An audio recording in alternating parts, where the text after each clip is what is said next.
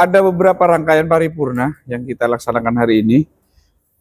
Yang pertama tadi persetujuan program pembentukan peraturan daerah tahun 2026, yang mana secara ketentuannya di Undang-Undang 12 2011 tentang peraturan pembentukan peraturan perundang-undangan dan Permendagri 80 tahun 2015 tentang produk hukum daerah, bahwa sebagai bentuk perencanaan pembentukan peraturan daerah, maka setiap tahun anggarannya harus dibentuk namanya program pembentukan peraturan daerah.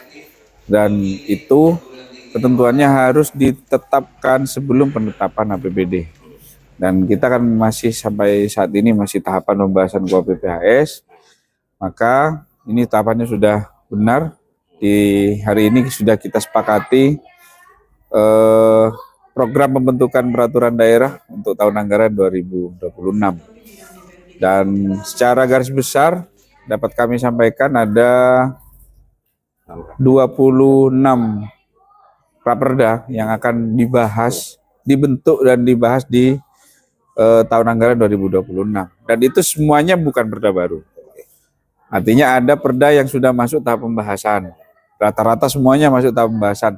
Hanya ada sekitar 13 yang merupakan perda baru.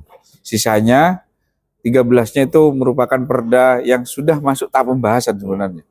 Pembahasan sekalipun ada yang inisiatif DPRD maupun ada yang dari usul dari pemerintah daerah. Itu yang paripurna yang pertama tadi.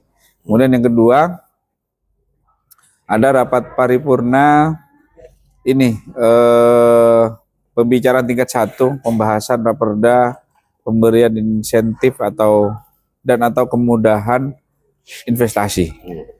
Dan itu merupakan perda dari usul dari pemerintah daerah, dan tadi disampaikan oleh Bupati, tujuan dibahasnya raperda itu dalam rangka memberikan kepastian hukum dan juga agar tercipta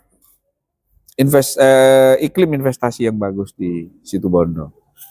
Dan beberapa fraksi, hampir semua fraksi sudah menyampaikan pandangan umumnya berupa beberapa catatan yang sifatnya substansial dan redaksional. Tentunya nanti itu akan kita dilanjuti di tahapan pembahasan berikutnya. Dan kami di DPRD tadi juga sudah melakukan ini, menyepakati untuk membentuk panitia khusus untuk sebagai perwakilan dari DPRD untuk membahas raperda ini. Tadi ada terkait dengan catatan di beberapa fraksi. Catatan, kalau yang ketika membahas raperda ada beberapa catatan, 2 catatan tadi. Yang pertama dalam menunjuk ini lembaga akademik yang akan mendampingi kita dalam proses penyusunan raperda, maka harus dilakukan selektif mungkin. Karena itu juga mempengaruhi nanti ke hasil penyusunan naskah akademik maupun raperdanya. Masuk juga tadi masukan dari fraksi ketika proses pembahasan raperda, maka hendaknya pejabat yang ditunjuk oleh perangkat daerah itu konsisten. Jangan kemudian rapat ini pejabat ini, rapat berikutnya pejabat lainnya. Sehingga begitu kita konfirmasi gimana pendapat dari perangkat daerah misalnya, itu tidak konsisten. Makanya konsistensi ini pejabat yang ditunjuk itu harus satu lah.